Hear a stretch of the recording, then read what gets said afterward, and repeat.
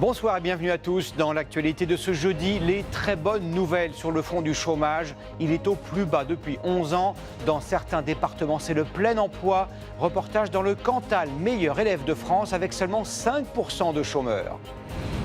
3 violentes tempêtes en moins d'une semaine. Après Chiara et Inès, Denis va balayer le nord du pays le week-end. Que se passe-t-il dans le ciel de France? Evelyne Delia a trouvé l'explication.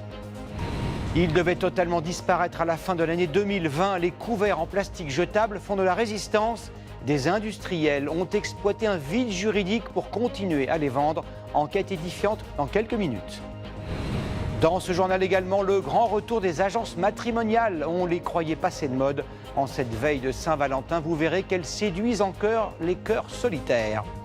Enfin, nous mettrons notre plus beau maillot de bain pour aller flotter sur les eaux salées de la mer Morte. Ce lieu unique au monde recèle aussi des boues aux vertus reconnues depuis l'Antiquité.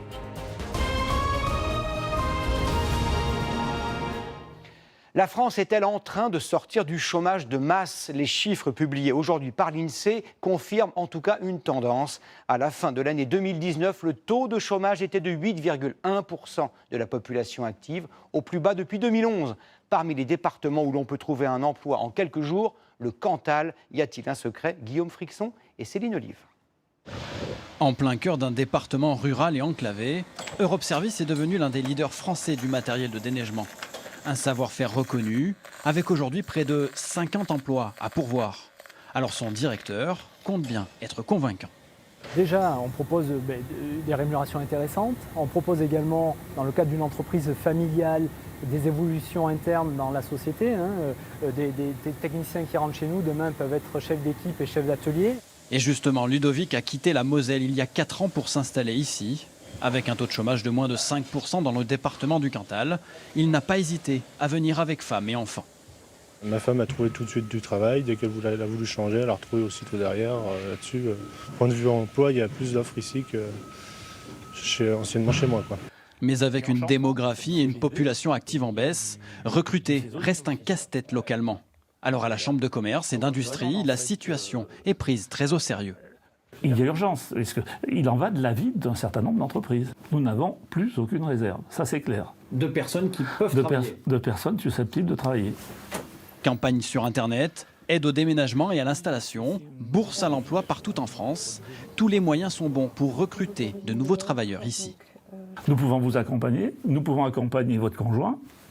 Et ensuite, dans les démarches normales, que ce soit au niveau des logements. Transport, restauration, service à la personne, quasiment tous les secteurs économiques du département sont en tension.